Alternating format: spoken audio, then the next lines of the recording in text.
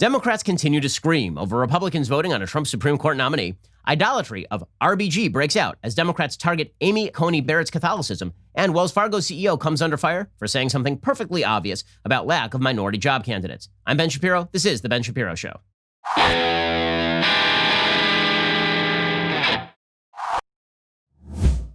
Today's show is sponsored by ExpressVPN. Stand up for your digital rights. Take action at expressvpn.com/Ben. So it looks as though Republicans have the votes.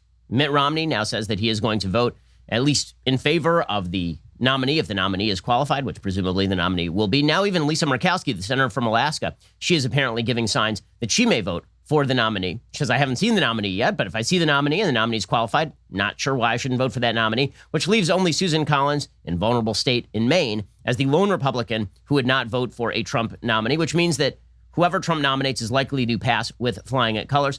President Trump signaled his pleasure with this yesterday. He praised Mitt Romney. So Mitt Romney has this very weird career where he goes from being good to bad and bad to good and good to bad for everybody. Now he is on Trump's good side. Honestly, I've always been relatively warm toward Mitt Romney. I think that Romney is an honest guy, even when I disagreed with a lot of the stuff he was doing, including how he voted on impeachment. I was not quite as sure as some other people on the conservative side were that Romney was going to say that he wasn't going to vote on this nominee. I just thought that that would be a career ender for him, and it would be immoral to boot. Here was Trump praising Mitt Romney, the senator from Utah, yesterday. We have great support from the Republican Party, tremendous support. It's never been this unified before, ever. In the fake impeachment, we had 196-0 Republican support, and we had 52.5 to a half in the Senate. Who was the half? I can't imagine. But he was very good today, I have to tell you. He was good. Now I'm happy. Thank you, Mitt. Thank you. Okay, that's a little bit funny. By the way, some of this seems to be having a little bit of an effect in state polls. There are a couple of new polls out today from ABC News that show Trump up slightly in Arizona, which would be a move. That'd be a real move in the polls for Trump. Shows him up 49-48 over Joe Biden in Arizona. It also shows him up 51-47 over Joe Biden in Florida, which puts Trump much closer toward a path to re-election. I think everybody was sort of assuming that Arizona had escaped Trump come 2020's election. Meanwhile, the late night hosts are whining. You can always tell where the emotional center of the Democratic Party base is simply by looking at the late night hosts who are aghast that Republicans would move forward with a Republican nominee when the president is a Republican and the Senate is Republican. Here are a bunch of late night hosts pretending to be comedians, but actually just being essentially slightly more or maybe slightly less humorous than the hosts on MSNBC. I get that the hypocrisy is baked in. Pointing it out won't change their minds. It's like telling a middle school bully, give me a wedgie, won't make your parents get back together. He knows that. He just wants to give you that wedgie. It's truly amazing how Mitch McConnell's rules keep changing. First it was, we can't nominate a Supreme Court justice during an election year. And then it's like, asterisk, that rule doesn't apply when we have the White House. Meh. Less than 2 hours after we learned of Ginsburg's death, we heard from Senate Majority Leader and neutered dog sack, Mitch McConnell. Wow. He called him a neutered dog sack, guys, because he looks like testicles. Wow. Can you hear the humoring? Can you hear the comedying? Now, one of the questions here has always been, why the hue and cry? I mean, seriously, why the insane response to what is a perfectly normal operation of government? Namely, a seat comes open, the president nominates, the Senate gets to vote on the nomination or not vote on the nomination as it sees fit. But the level of ire over this is so insane. It can only be explicable if you recognize that for many Democrats, including purportedly religious Democrats, politics is the religion. This is the idol. This is the golden calf. Ruth Bader Ginsburg is not merely a powerful figure who is worthy of emulation in many views of leftists. She's a godlike figure. This is why you saw people screaming, crying to the skies. This is why you see people gnashing their teeth, rending their garments, dousing themselves in ash, sitting outside the walls of the Supreme Court. I mean, this is the reaction, and it is completely outsized. Now, again, I remember when Justice Antonin Scalia died, and everybody was very upset about this. I mean, this happened in the middle of the 2016 election, and Scalia was a far more weighty justice than Ginsburg was. I mean, just to put this in context, 100 years from now, no one is going to remember a single decision that Ginsburg wrote. You can't name a single decision that Ginsburg wrote right now. Okay, Ginsburg was not an extraordinarily weighty justice. Her career was weighty because of the power of women to rise to the top ranks of American law, although Sandra Day O'Connor had already been on the Supreme Court for years by the time that Ruth Bader Ginsburg got there. So this notion that her confirmation to the Supreme Court acted as a sort of push forward for women generally was not true. I mean, that supposed glass ceiling had already been broken. That's not to demean her life, but her judicial legacy is really non-existent. She does not have tons of judicial legacy outside of the realm of civil procedure, where she was a purported expert. Scalia was a much more consequential justice whose decisions will still be read 100 years from now. Republicans were upset about it. Republicans did not go into the apoplexy of mourning and rage that you saw over Ginsburg. They didn't. It wasn't a thing that happened. I remember because I was there. Okay, but Democrats are pulling out all the stops here. I mean, they're treating this as though a saint has passed away, like an actual religious saint, not like she's a saintly person, like an actual religious saint has passed away, which means that they are now going to react to Republicans attempting to fill that seat with outsized outrage and insane overreaction. Chuck Schumer yesterday actually blocked an intelligence hearing, a counterintelligence hearing. So there was a counterintelligence hearing that was supposed to start. It was supposed to be about election threats. Democrats have been claiming for years that Republicans are going soft on election threats. How much do Democrats care about threats to the integrity of American elections? They care so little that they were willing to put off the hearing in a fit of sheer pique at the fact that Republicans were going to vote on whoever Trump nominates. Here was Chuck Schumer blocking an intelligence hearing yesterday. On behalf of the Office of the Director of National Intelligence, that meeting occurred during today's session of the Senate. Is there objection? Reserving the right to object. Democratic leader. Reserving the right to object. Because the Senate Republicans have no respect for the institution, we won't have business as usual here in the Senate. I object. I object. We're not going to do business at all. We're going to stop business as usual because Republicans have no respect for the institution. We don't do the things the Senate is supposed to do from now on. I mean, this was the hallmark, by the way, of Chuck Schumer's response yesterday. We love the Senate so much that we are going to stop all business in the Senate and also wreck the institution of the Senate, which suggests to me you don't love the Senate all that much.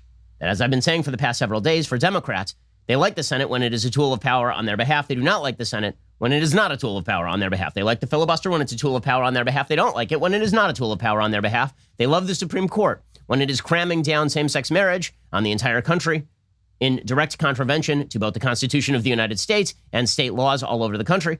They don't like it so much when the Supreme Court is rejecting their particular arguments on the constitutionality of rescinding DACA, for example. So in other words, the institutions are only good when they do what they want them to do, which is the sign that you have no institutional allegiance at all. You don't care about the institution. What you care about is the power. And everybody knows it, which is one of the reasons why Republicans are unwilling to cut a deal with Democrats in order to come to some sort of conclusion here. Because why would you trust anybody who hates the institution so much they are willing to wreck it in the first place? I mean, here was Chuck Schumer yesterday, again, reiterating this thing. They're ruining the institution of the Senate. They're ruining it. They're ruining it so much that I would like to get rid of the filibuster, which has been around and in use since 1837, and I want to add states to the Senate willy-nilly with Democratic senators. That's how much I love the Senate. All I want to do is completely skew it. Leader McConnell's actions may now very well destroy the institution of the Senate. If Leader McConnell presses forward, the Republican majority will have stolen 2 Supreme Court seats, 4 years apart.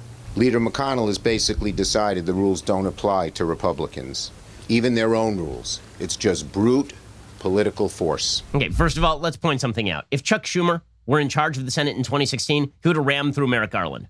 He wouldn't have waited. Yeah, let's stop pretending that he's going to abide by the so-called McConnell rule. And McConnell, by the way, did say at the time that when the parties are not the same for the president and the Senate, that makes a difference in this calculation. But again, the notion that the Democrats are the great Senate defenders, the institutional defenders, beggars the imagination. It's truly wild. We'll get to more of this in just one second. First, let us talk about the fact that you are overpaying for your cell phone bill. You are. Okay, it's just a fact. You're paying too much money. The reason you're paying too much money, probably you're paying for that unlimited data, and you're probably not using unlimited data because by definition it's unlimited, and you cannot use unlimited data. You probably don't need it. What you actually need is a program from Pure Talk. Pure Talk will give you the exact same coverage, the same towers, the same bars, but it will cost you half. No contract, no excessive fees. You're going to save yourself a ton of money. Right now, enjoy unlimited talk, text, and 2 gigs of data, all for just $20 a month. the average person is saving $400 a year on their wireless bill. So grab your mobile phone, dial pound 250, say Ben Shapiro. When you do, you'll save $250 off any iPhone, including the new iPhone SE. Again, that is pound 250, say keyword Ben Shapiro. Pure Talk USA, simply smarter wireless. Go check them out right now. Why would you spend too much on your cell phone bill when you literally do not have to? There is no reason to do it at all. You can get the same coverage, again, same bars, same towers, but it'll cost you half the money when you switch over to Pure Talk USA. Dial pound 250, say Ben Shapiro, and when you do, you save $250 off any iPhone, including that new iPhone SE. Pure Talk USA, saving you time and saving you money. Go check them out right now. Okay, so the Democrats continue to push forward this notion that they are deeply, deeply upset with the very basic constitutional function of filling a seat. Pete Buttigieg, who apparently knows nothing about how the Constitution works or how voting works, he tweeted out, "We're in danger of a majority of justices on the Supreme Court being chosen by presidents who didn't even get the majority of the popular vote. Any way you look at it, we're getting less democratic by the day." Okay, so note, if you're talking about majority of the popular vote, Bill Clinton never won a majority of the popular vote. JFK did not win a majority of the popular vote. Woodrow Wilson did not win a majority of the popular vote. They all got to appoint justices. In fact, of the Democratic presidents since the turn of the 20th century, Democratic presidents who have not won the popular vote have appointed some 11 justices to the Supreme Court during that time. Also, if the great problem here is that we are in danger of justices being chosen by popular minorities, you know who was okay with that? The founders. You know how I know they were okay with it? Because they did not give the function of judicial confirmation to the House of Representatives, which is staffed by population. They gave it to the Senate, which is fundamentally not based on popular representation. If they had actually wanted the function of confirming justices to be put in the hands of the popular assembly, they would have put it in the House. They didn't. They put it in the Senate. So thank you, Pete Buttigieg, for yet another example of your complete ignorance about how constitutional law works. That's really exciting stuff. But again, what this really goes back to more than anything is the levels of idolatry that Democrats have for politics. Because if you believe that you are this far short of utopia is ever receding, of course, because you never reach it. But if you are this far short of utopia and doing your part and fulfilling your religious obligation, and then you have a setback, well, that's a day of mourning. That's like in the Jewish calendar, Tisha B'Av. It's like the destruction of the temple. And I've never seen anything made more clear than this. There's a video from a congregation, a Reform congregation in New Jersey. Okay, this is I guess it's called Temple Ner Tamid. Now, let me make clear my opinion of Reform Judaism. I think that Reform Judaism, as currently constituted, has almost literally nothing to do with traditional Judaism in any way, except that occasionally Reform Judaism suggests that you wear some of the same funny accoutrements as people who are Orthodox. But Reform Judaism does not strictly abide by any form of halakha, doesn't abide by Jewish law. It has nothing to do with Jewish philosophy. It really is just progressivism masquerading as religion. But it's not masquerading as religion. It is progressivism as the religion. It's not progressivism pretending to be religion even. It is progressivism is the religion, and adherence to progressivism must conquer all. If you want to make your way into heaven, then what you have to do is declare your fealty to progressivism and progressive icons, progressive saints. You have to do your penance to progressivism. I've never seen anything made more clear. The substitution of progressivism for Judaism, which, by the way, has been ongoing in the Jewish community for an extremely long time. There's a vast divide between how Orthodox Jews vote, for example, and the rest of the Jewish community. Orthodox Jews tend to vote overwhelmingly Republican because it turns out that biblical values tend to be a lot more socially conservative and a lot more pro-Israel. But progressive Jews, meaning Jews who, by and large, do not believe very much in Jewish religion. They kind of like the cultural Judaism aspect. They like the bagels. They like the lox. They like the matzah balls. Every so often, they like to go to synagogue, mainly so they can hear people sing for like an hour and a half, and then they break on Yom Kippur for lunch. You know, that is not Judaism as a religion. In fact, it has nothing to do with Judaism as a religion. It is basically just some sort of cultural solidarity unlinked in any serious way to underlying Jewish values or Jewish philosophy. Progressivism is the religion. And then you just slap a little bit of Jewish kind of flavoring on top. You slap a little bit of matzo ball soup and some schmaltz on top. And then you're like, oh, well, I guess this is Judaism now. Okay, that's what Reform Judaism has become. Even more Reconstructionist Judaism. Conservative Judaism doesn't really exist anymore. Conservative, like old-style Jewish theological seminary Judaism, it's broken down into modern Orthodox and then into Reform and Reconstructionist. The reason I bring this up is because this is the greatest example of substitution of progressivism for religion I have ever seen. So this temple Ner Tamid, again, it is a Reform synagogue in New Jersey. The rabbi of the congregation gets up in the aftermath of Ruth Bader Ginsburg's death, and his name is Mark Katz. He stands alongside a cantor named Meredith Greenberg, and they decide to do the Haftarah. So the Haftarah, for folks, again, who are not versed in Jewish ritual, the Haftarah is a segment that you read after the Torah reading. So every Saturday and on holidays, you read a section of the Torah. Right? You've heard me on this show before do full-on analyses of the Torah portion of the week. So you read a section of the Torah, and then, because for a long time, particularly during the Roman period, Jews were barred from reading from the Torah, the Jews added a Haftarah, meaning that they added a segment from the Nevi'im, from the prophets, from the writings in the prophets. And that was supposed to substitute sort of for the Torah reading. And then eventually, when the Torah was allowed to be read again, you would read the Torah reading, and then you would read a section from the prophets. Okay, so the Haftarah has its own special sort of cantillation. It has its own sort of trope. And trope are sort of the way you sing it. So this temple decided, it's beyond blasphemy what this is. They decided that they were going to substitute for the words of the prophets, right? Instead of a segment from Isaiah or a segment from Ezekiel or a segment from the book of Samuel or something, they were going to substitute the writings of Ruth Bader Ginsburg, a woman whose most prominent stances were fairly obviously not in favor of Judaism. She was a very strong cultural Jew, was Ruth Bader Ginsburg, and that's wonderful and fine. But Ruth Bader Ginsburg's rulings from the bench were largely in favor of abortion on demand and restrictions on religion via the hand of government. And if you're going to talk about her in a religious context, that's where she was. So they decide that they are going to read a Haftarah, right? They're literally going to take the words of Ruth Bader Ginsburg, substitute them for the words of the prophets, and then sing them to the same tunes you would sing the actual Jewish prophets in a synagogue. Okay, this is not only blasphemous, it is a perfect crystallization of the substitution of progressivism for religion.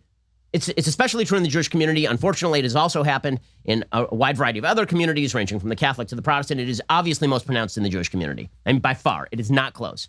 Okay, so here is what this sounded like. When I saw this, I couldn't believe it. I honestly couldn't believe it. I thought it was a parody. I thought it was something from Saturday Night Live. It is so bizarre and insane on every level. But this is a thing that happened. This is a thing that happened because when politics is your golden calf, when you don't really believe in God, when what you really believe in is the power of the collective to shape the imagination, then this is what you end up with.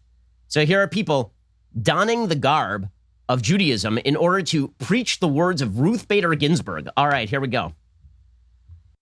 I tell our students, if you are going to be a lawyer and just practice your profession, you have a skill, very much like a plumber. But if you want to be a true professional, you will do something outside yourself, something that makes life a little better for people less fortunate than you. Okay, a few things here. Gross. I mean, truly gross.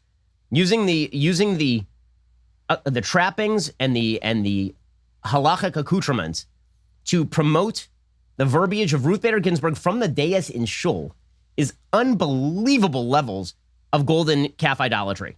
I mean, really, like top-notch stuff right there on Rosh Hashanah. Really, really well done right there. Okay, and then beyond all of that, I challenge you to recite back to me that quote. Was that anything nearly as memorable as anything from, the book of Samuel, either 1 or 2? Was that anything remotely memorable in any way? But these are the words of the prophets. I mean, this is literally what this doof said. This doof said, he said that she was a modern day prophet. She was a modern day prophet. And so he decided to substitute her words for those of, actual prophets.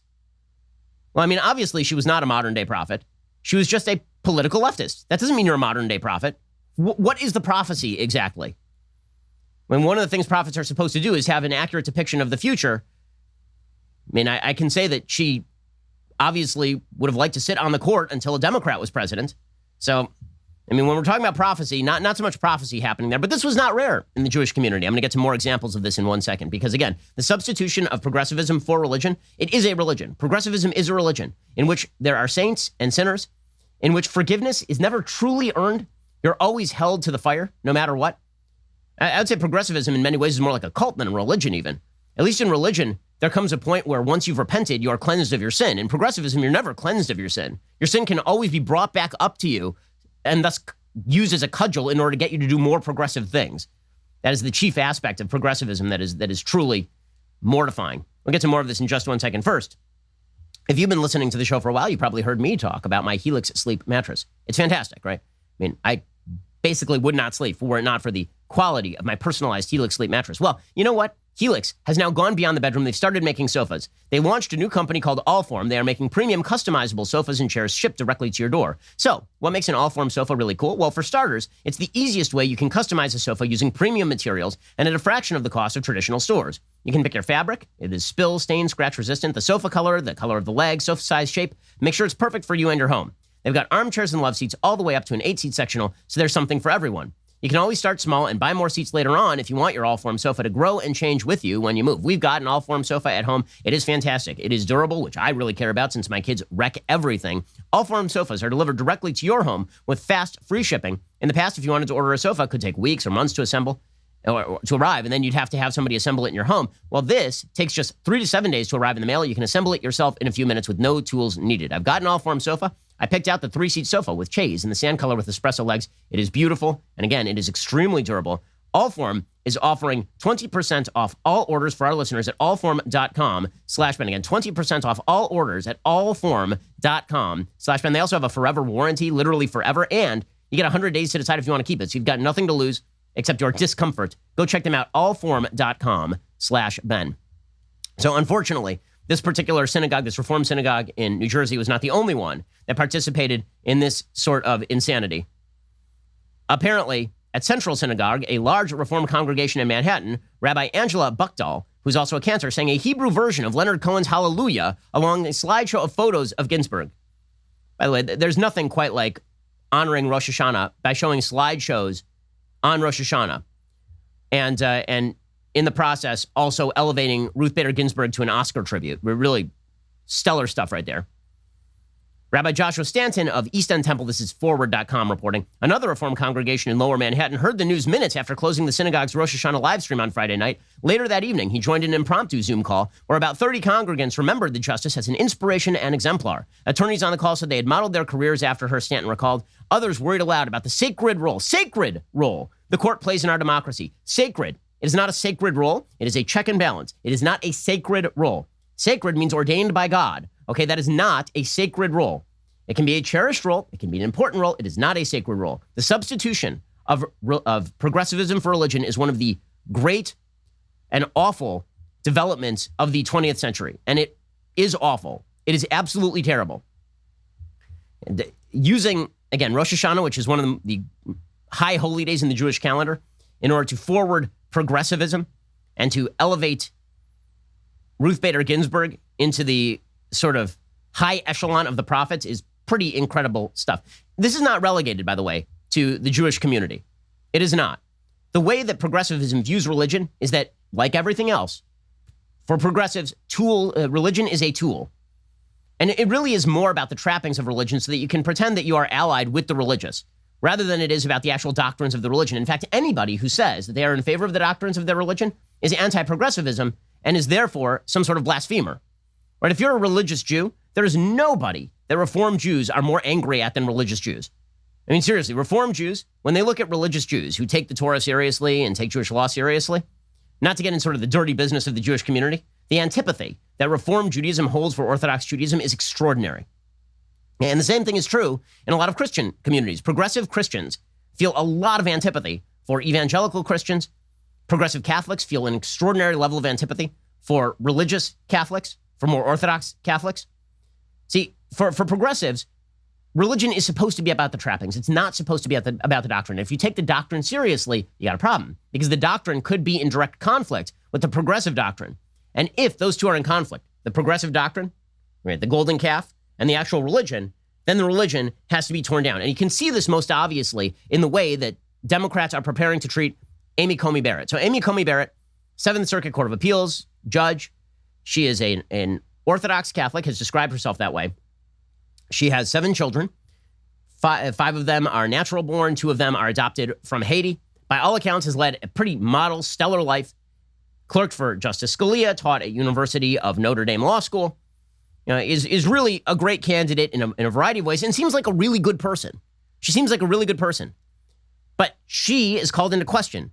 Because why? According to progressives, if you refuse to follow the sacred code of Roe versus Wade, or if you refuse to signify your allegiance to the sacred code of Roe versus Wade, and if you have signified that you actually believe in God or you believe in the doctrine of your particular faith, this means you are unqualified for the court.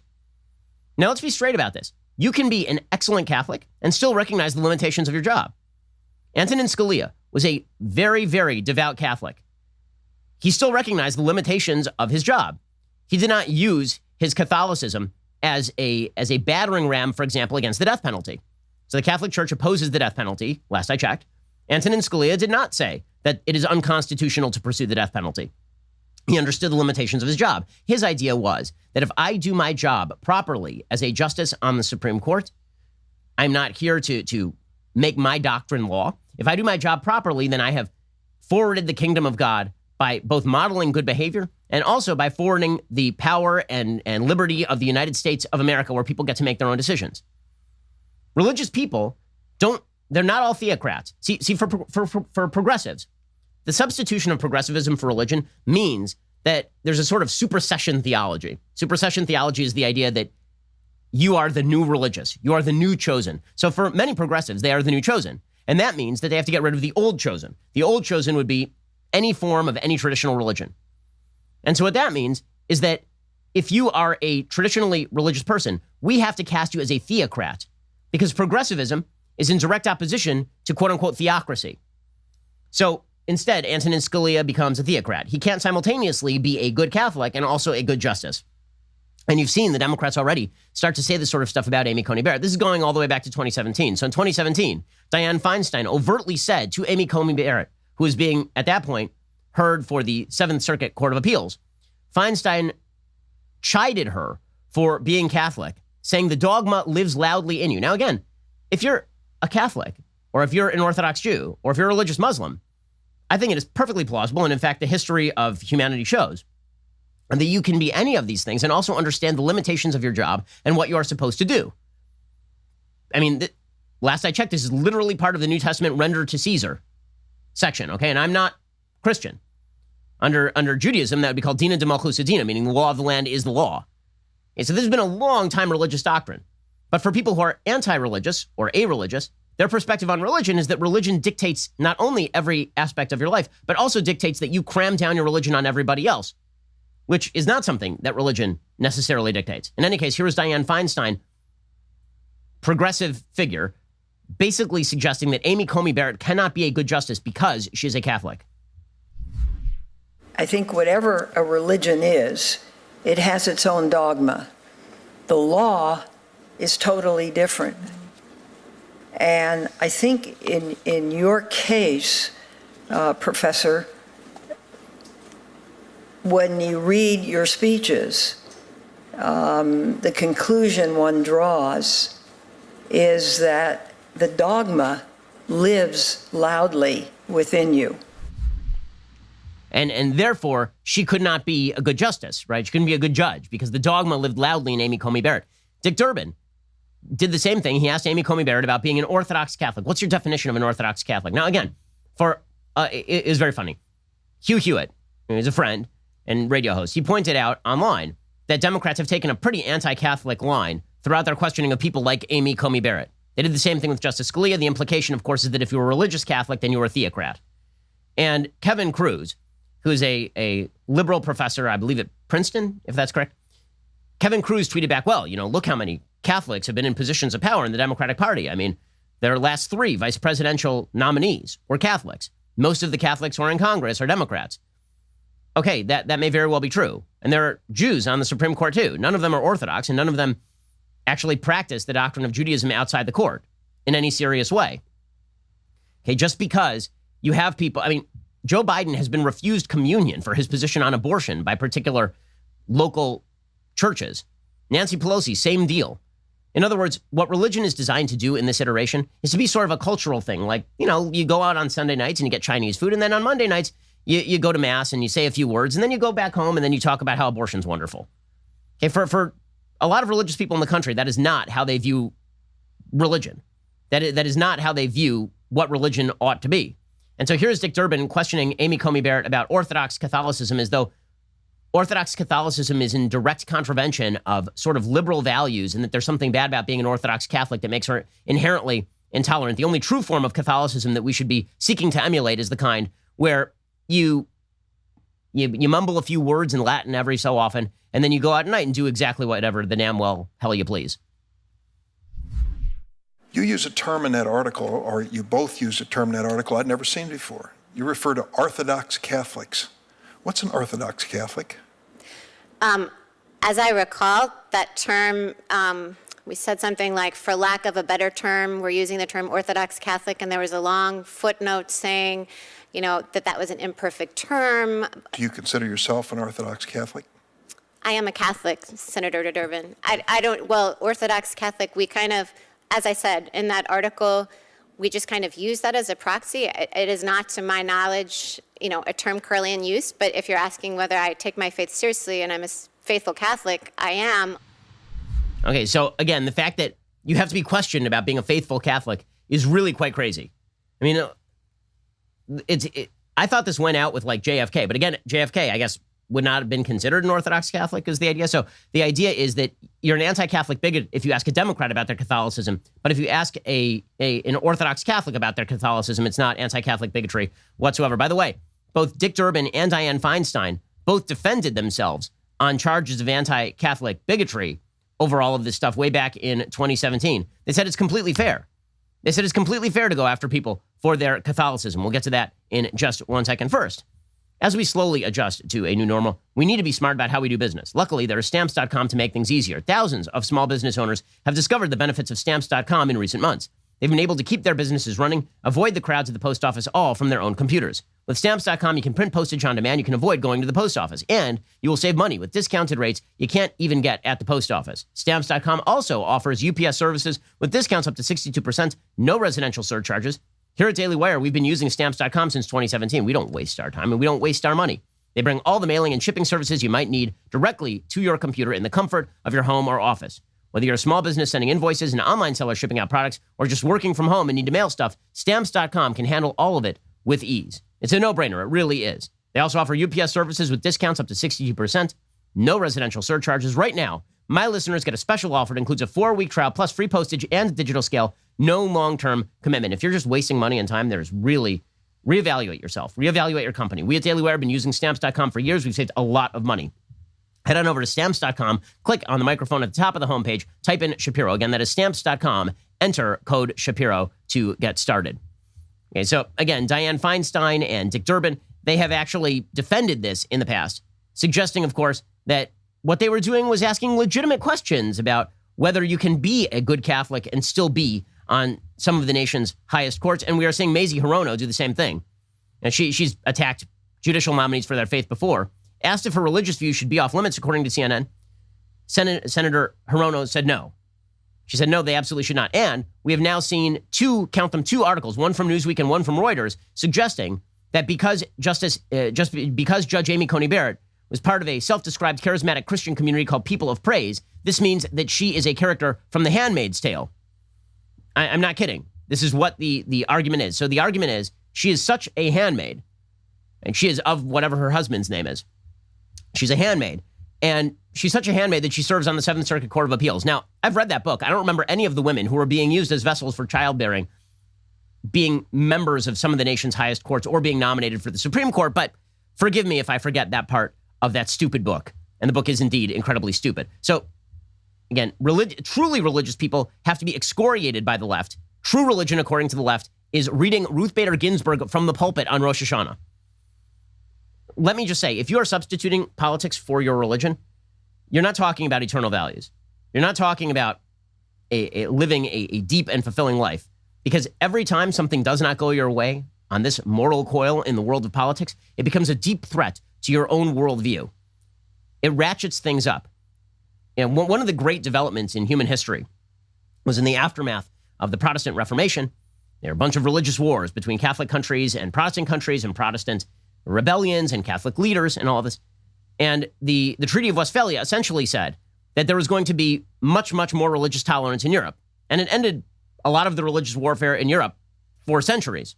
And warfare came out in other ways, obviously, but religious warfare was basically put on the back burner because everybody sort of said, okay, we're going to have to acknowledge that we exist. Religious warfare is truly awful, as you can see in the Muslim world between Shia and Sunni. It's really bad, religious warfare. Turning politics into religion is not going to make things better. It's going to make it a lot worse. And this is the direction we have moved. Human beings have a religious need.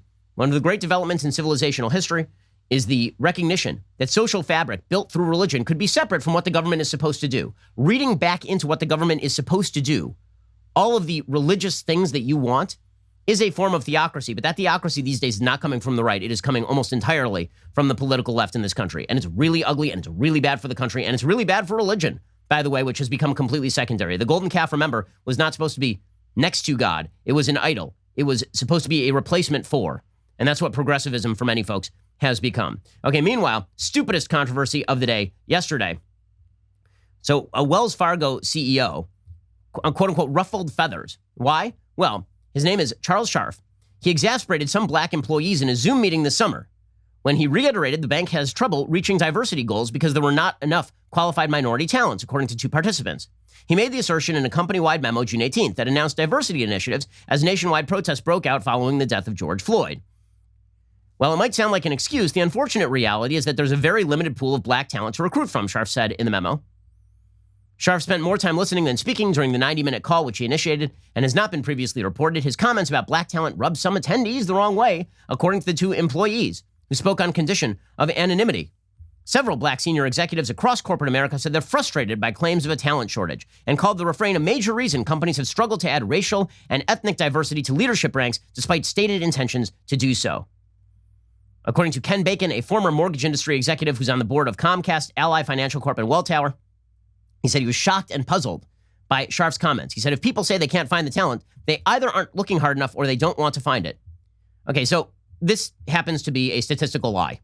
It happens to be a statistical lie that there are people of every particular racial group who exist in direct proportion to their population who are available for each particular job. It happens not to be true. Okay, it's true in nearly every industry. In the NBA, Jews are really underrepresented. Why? Not a lot of qualified Jews for the NBA. That's just the way it works. Hey, and there are not a lot of qualified black applicants for Wells Fargo. That is not because of innate ability. That is because of shortcomings in familial upbringing. It is because of shortcomings in the education system, but it remains a fact. And that is not on Wells Fargo.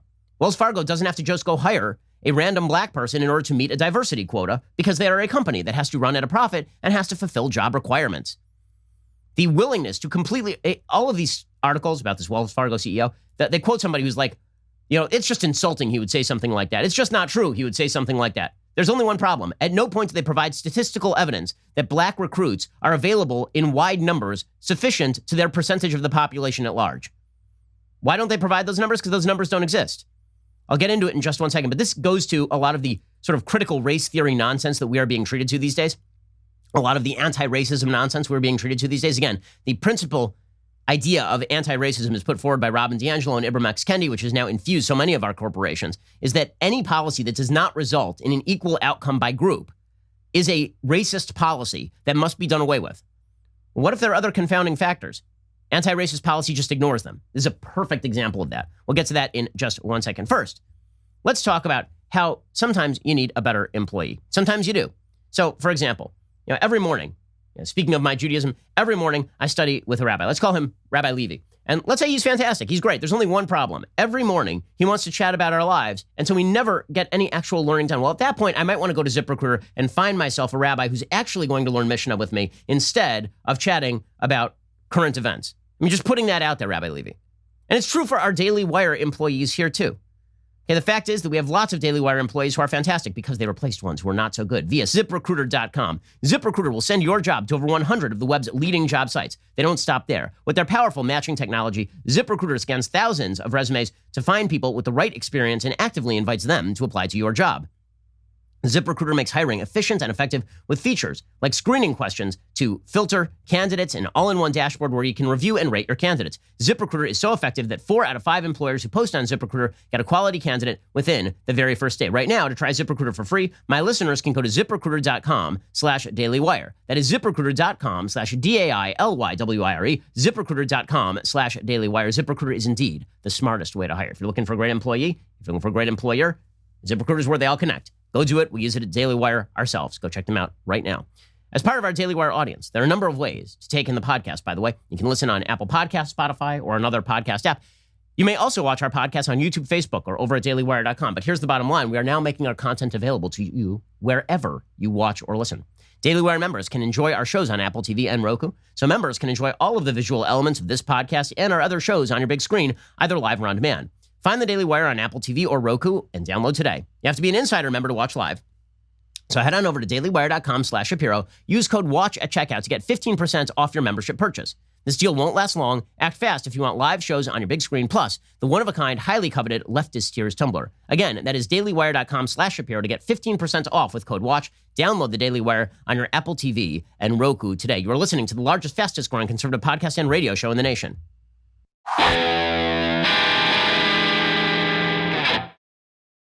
Alrighty, so again, there is this trend in American thought that is deeply disturbing and incredibly stupid, which is that if there is any policy and it results in a disparity, it's because discrimination took place. So this Wells Fargo CEO is now under fire, as I've been mentioning, for suggesting on a phone call back in June, right? It is now, last I checked, September. So everybody sort of waited, lurking in the wilderness to spring this political trap on the Wells Fargo CEO.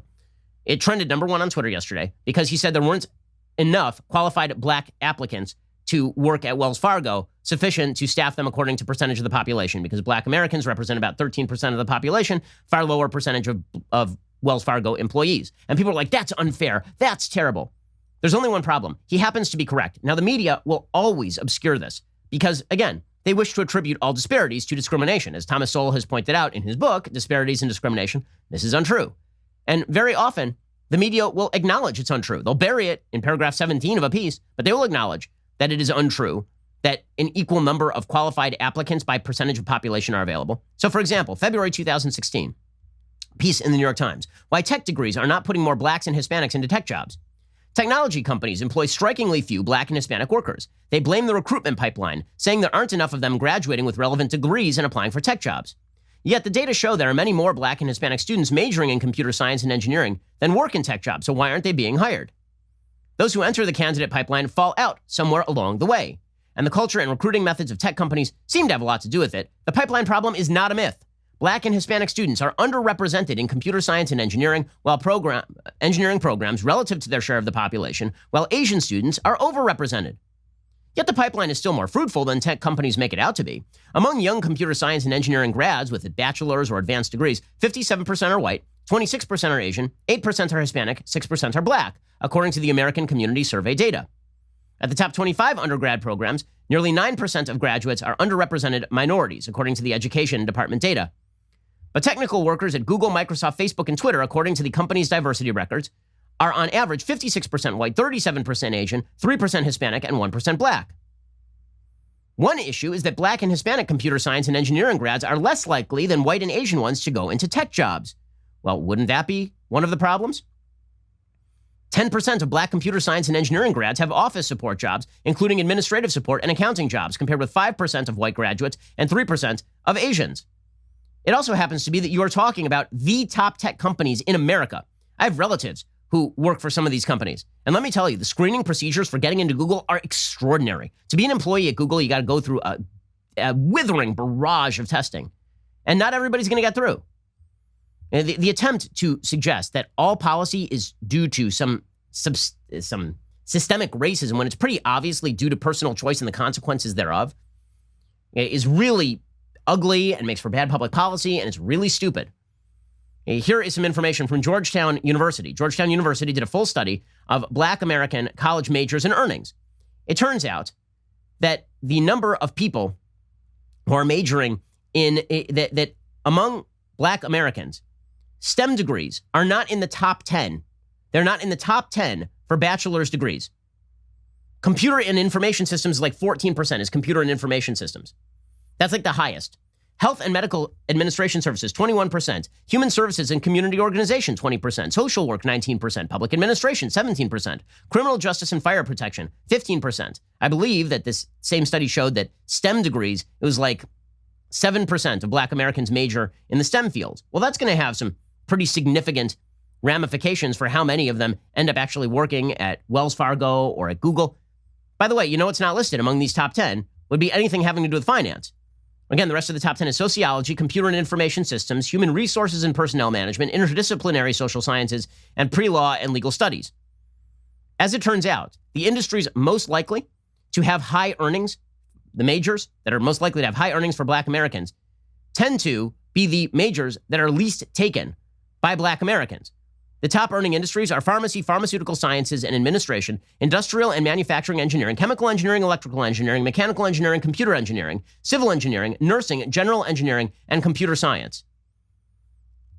Those industries, I don't think a single one of those majors actually is listed in the top 10 that Black Americans tend to take.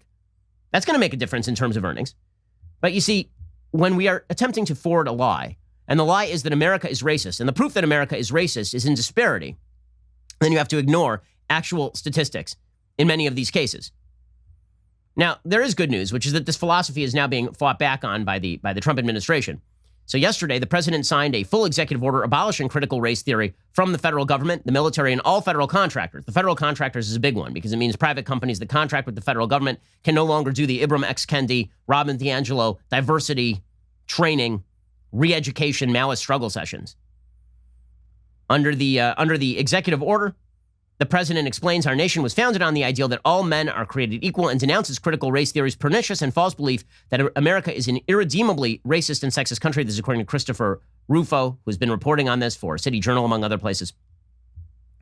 The ambition of the executive order is breathtaking. The president will prohibit federal funds from supporting critical race theory trainings in the federal government, in the military, and by all federal contractors. Furthermore, the executive order allows you to sue your company if your company is creating a hostile work environment. According to the executive order, the Attorney General should continue to assess the extent to which workplace training that teaches the divisive concepts set forth in this particular executive order may contribute to a hostile work environment and give rise to potential liability under Title VII of the Civil Rights Act. In other words, if your boss brings in somebody to train you that all white people are racist, is this a violation of Title VII of the Civil Rights Act? Seems like, sure, why not? So I'm glad that the Trump administration is fighting back on this.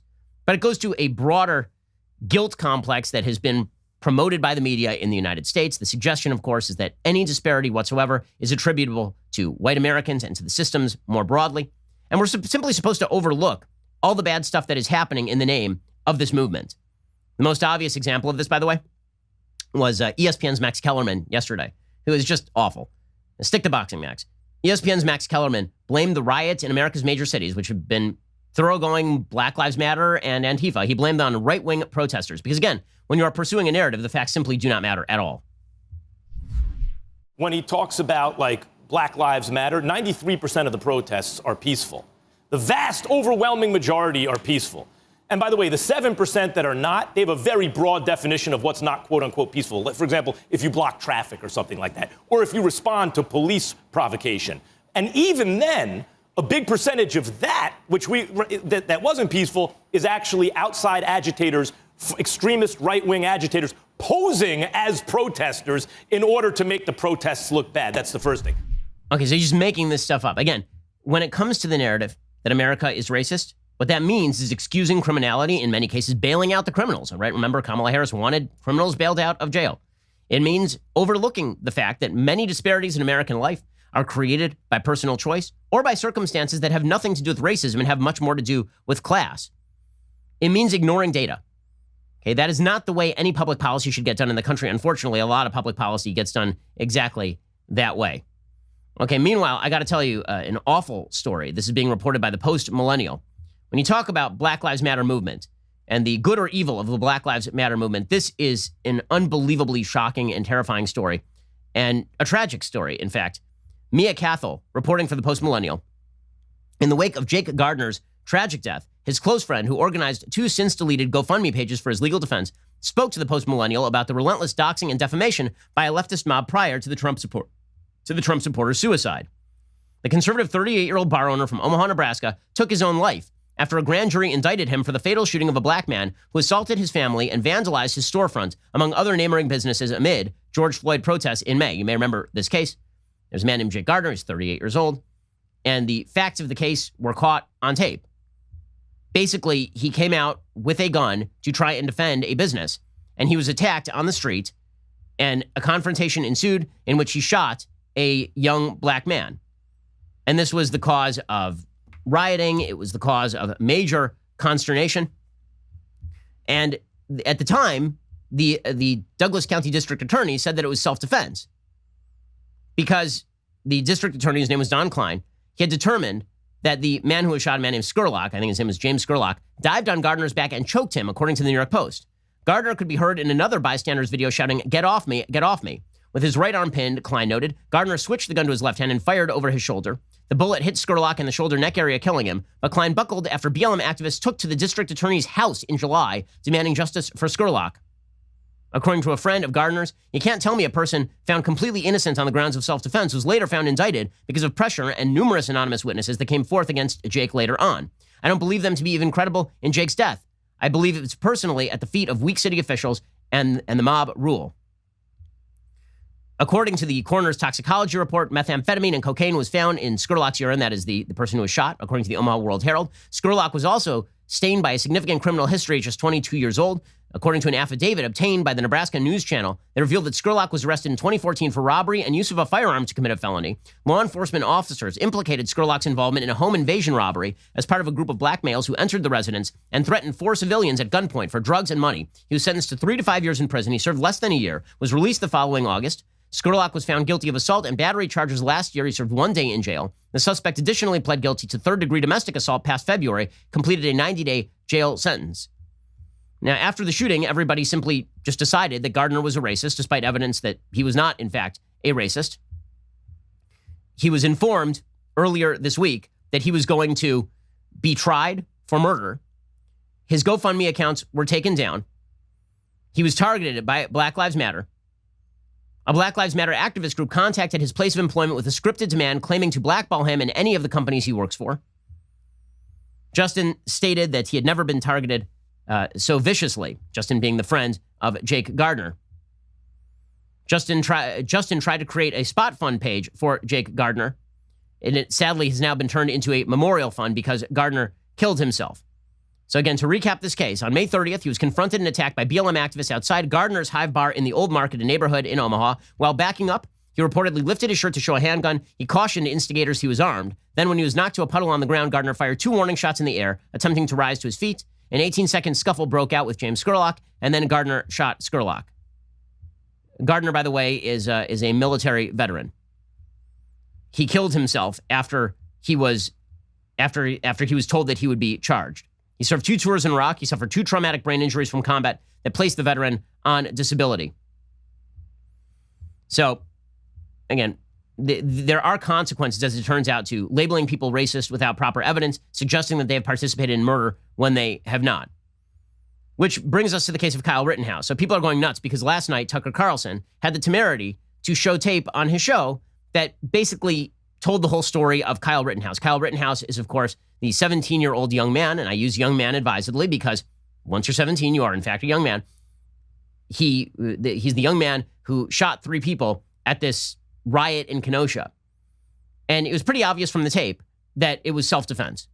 We showed the tape at the time. We analyzed it moment by moment. Well, now there's new video of Kyle Rittenhouse. He came to this particular protest hoping to offer medical aid.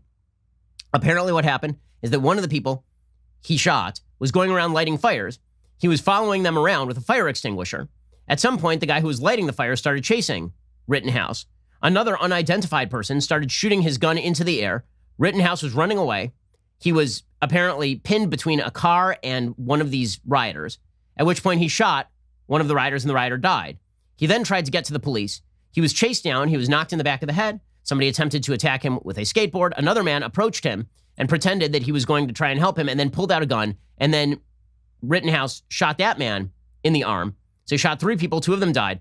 The one who survived and had his bicep blown off, essentially, that guy has been treated by the media as a nurse. It doesn't matter that his friend, after visiting the man who was shot, said that the man's only regret was not having murdered Rittenhouse. The bottom line is that according to the media, he's a white supremacist. There's no evidence, by the way, of white supremacy anywhere in here. None. Hey, here's some of the tape that was shown on Tucker's show last night. To prevent the total destruction of their community, Good Samaritans united to guard local businesses. Among them was 17-year-old Kyle Rittenhouse. So people are getting injured.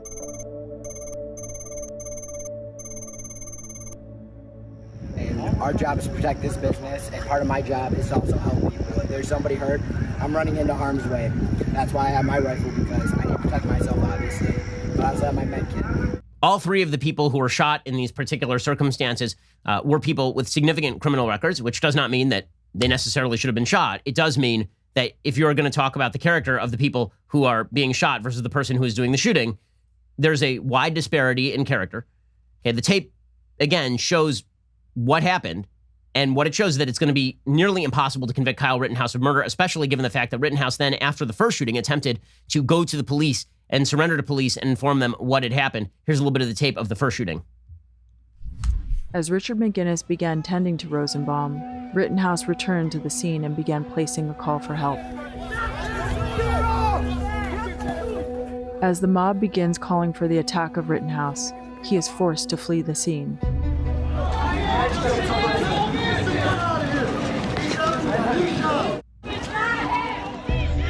That dude shot him.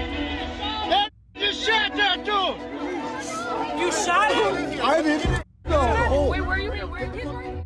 Okay, so he runs away, and then obviously the next shootings take place. The way that the media have treated this is that he went to kill. Okay, there's no evidence at this point that Rittenhouse went there to commit murder. In fact, the evidence pretty strongly shows he went there in order to perform other functions. Should he have been there? The answer is no. I've said from the very beginning, Rittenhouse shouldn't have been there. Does that mean that you get to nail the guy on a first-degree murder charge? Absolutely not. But again, in order to whitewash Black Lives Matter and pretend that Black Lives Matter is a wonderful movement and that Antifa is really not a problem, they're just anti-fascists. It is necessary to make some human sacrifices, and if those human sacrifices include people like Jake Gardner or Kyle Rittenhouse, BLM simply does not care. They simply do not care. They don't even wait for all the facts to come out at any point here, and yet they are being proclaimed by the media as a wonderful movement. Now, I have to say, most ironic story of the day comes courtesy of Alyssa Milano. So she is a defund the police activist. According to the UK Daily Mail, she was quick to call cops when she believed an armed gunman was on her Bell Canyon property on Sunday morning. The call ignited a response that included 7 Ventura County Sheriff's vehicles, 1 K-9 unit, a police helicopter, and 1 LA Fire Department team that sat down the street on standby. Daily Mail obtained exclusive photos showing the first responders coming to the aid of the 47-year-old at her 5-bed, 6-bath, 8,000 square foot, $2.5 million home in the upscale gated community that sits just 20 minutes north of LA. A neighbor told Daily Mail, "We first noticed the helicopter circling overhead very low. We knew something was going on. It's usually such a quiet community. Then we saw all the police cars parked in front of Alyssa's home. They had their guns at the ready, and they seemed very serious." Alyssa and her talent agent husband said had dialed 911 when they heard what they believed to be gunshots on their 1.39-acre property. They allegedly told the emergency hotline the sound scared their dogs and made them feel the gunman was nearby. They described the person as male, 40 years old, with a long rifle. The two have been married since 2009, and she's used the enforcement of law enforcement before, properly. She got a restraining order against a stalker.